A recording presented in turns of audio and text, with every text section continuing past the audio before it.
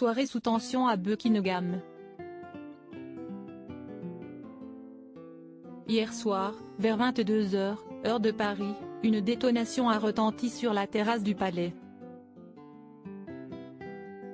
Un homme s'est approché des grilles du bâtiment et a jeté des cartouches de fusil de chasse sur le sol.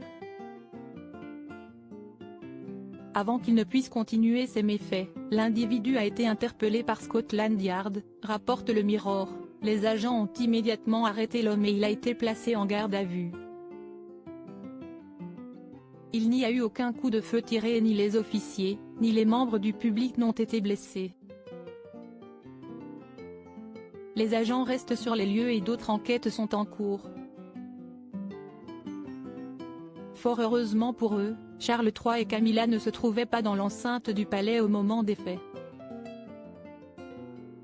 Les projectiles ont ensuite été neutralisés par une explosion contrôlée. Un incident qui n'est pas sans rappeler celui survenu à Windsor, le jour de Noël 2021. Un jeune homme âgé de 20 ans s'était introduit sur les terres royales avec une arbalète, ayant pour but de tuer la reine Elisabeth. Avant sa tentative d'assassinat, Jaswant Singh Chai avait envoyé une vidéo sur Snapchat dans laquelle il explicitait ses motivations. « Je suis désolé pour ce que j'ai fait et ce que je vais faire. Je vais tenter d'assassiner Elisabeth, reine de la famille royale. Si est une vengeance pour ceux qui sont morts dans le massacre de Jallianwala Bagh en 1919. Si est aussi une vengeance pour ceux qui ont été tués, humiliés et discriminés à cause de leur race.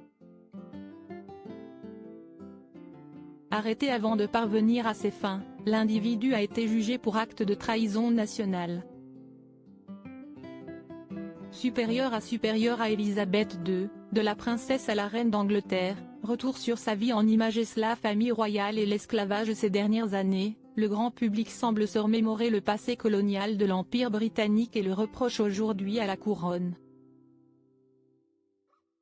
En guise de réponse, Charles III a commandité des études sur le rôle qu'a joué la monarchie dans le commerce des esclaves. Cette manœuvre intervient après que des documents ont révélé que ses ancêtres étaient impliqués dans la traite occidentale. En répondant à la polémique, l'époux de la reine Camilla espère démontrer son souhait d'instaurer une monarchie nouvelle, qui reconnaît les erreurs de son passé et tend vers une meilleure adéquation avec la société moderne. Article écrit en collaboration avec 6 médias Crédit Photo, agence.